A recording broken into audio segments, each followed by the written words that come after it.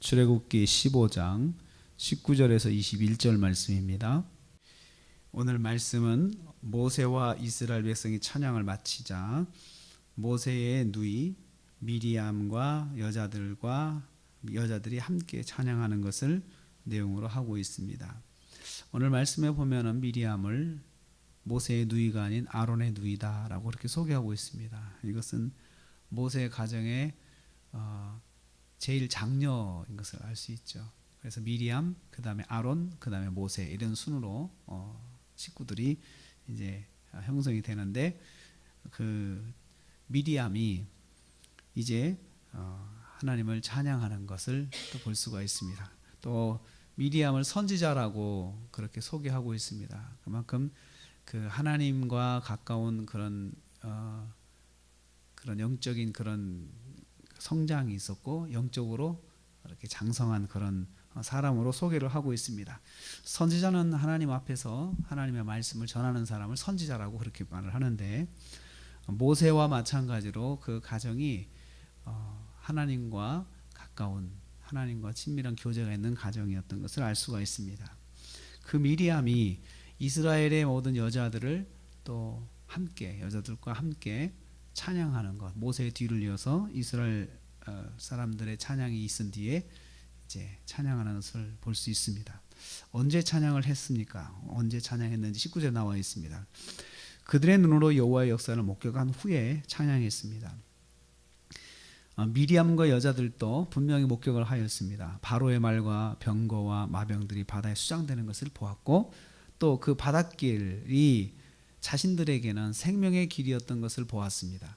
자신들이 걸어왔던 그 길에서 바로와 그 군대들은 심판을 받는 것입니다. 그래서 그들은 이 모든 일들이 여호와께서 하신 것임을 분명히 보았습니다.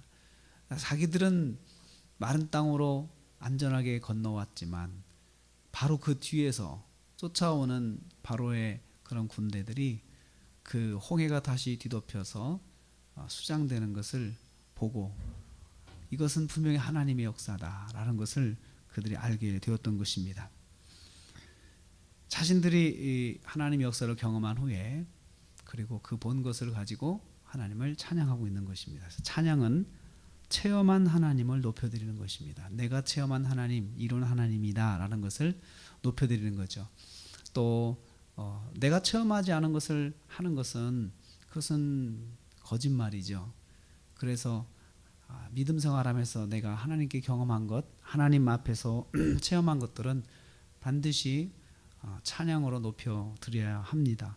또 내가 경험하지 않았다면 굳이 할 필요는 없죠. 그렇지만 체험했을 때는 반드시 하나님께 찬양해야 되는 것을 볼 수가 있습니다. 어떻게 찬양했습니까? 20절입니다. 소고를 잡고 춤을 추면서 찬양했다라고 했습니다. 소고는 작은 북을 말합니다. 또 탬버린이라고도 이야기하지만 작은 북을 손에 잡고 연주하며 찬양하였습니다. 온몸으로 찬양했습니다. 그들은 춤을 추면서 찬양했다라고 했습니다. 춤을 추면서 찬양했다. 손으로는 북을 연주하고, 그리고 입으로는 하나님의 역사를 찬양하면서 발음하면서, 그 다음에 온몸으로 하나님께 찬양을 했습니다. 온 힘을 다해서 찬양하고 있습니다. 그리고 모두가 힘을 합하여서 단체로, 합창으로, 집단으로 목소리를 높여 찬양하고 있습니다. 누가 시킨 것도 아니지만 그들이 마음으로, 그들이 경험한 것들을 그 앞에서 미리암이 끌어갈 때 그들이 동시다발적으로 하나님을 찬양하고 있는 것을 볼 수 있습니다. 그래서 그 출애굽 이후부터 이 찬양의 역사는 찬양대, 집단으로 함께 찬양하는, 그 모여서 찬양하는 것이 그때부터 이제 이스라엘의 형성이 되었다고 생각을 합니다.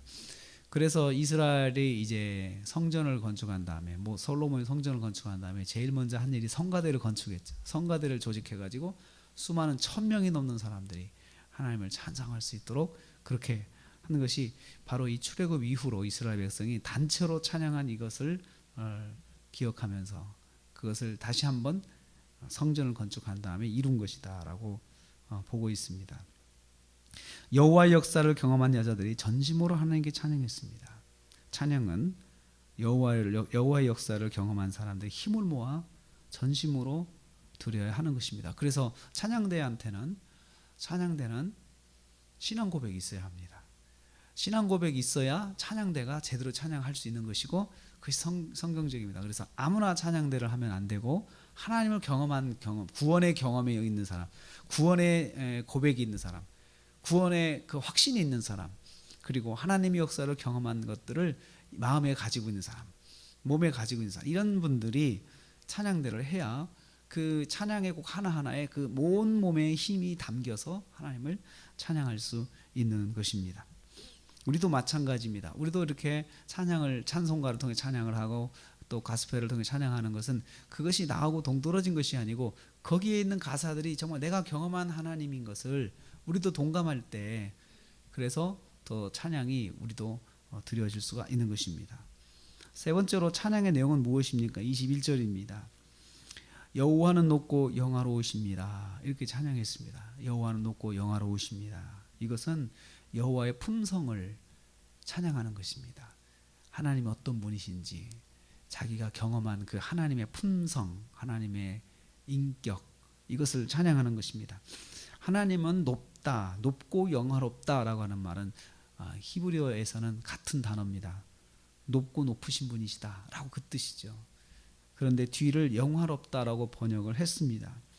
먼저 높다고 하는 것은 지존하시다, 최고로 높으신 분이다. 서열에서 제일 위에 계신 분이시고 또 이 지존하시다라고 하는 통치하시는 하나님을 말합니다. 온 우주 만물을 통치하시는 하나님. 그들은 봤습니다.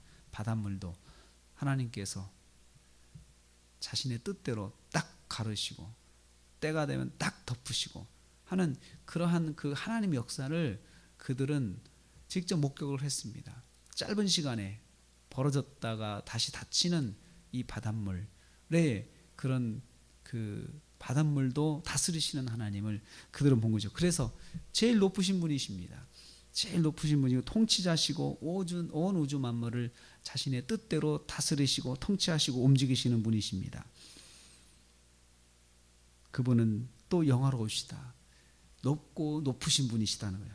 높고 높으신 분이시고 그리고 더 이상 하나님보다 여호와 하나님보다 더 높은 존재는 없다고 찬양했습니다. 그래서 마땅히 찬양을 받아야 할 뿐이다. 영화롭다라고 하는 것은 그런 뜻입니다.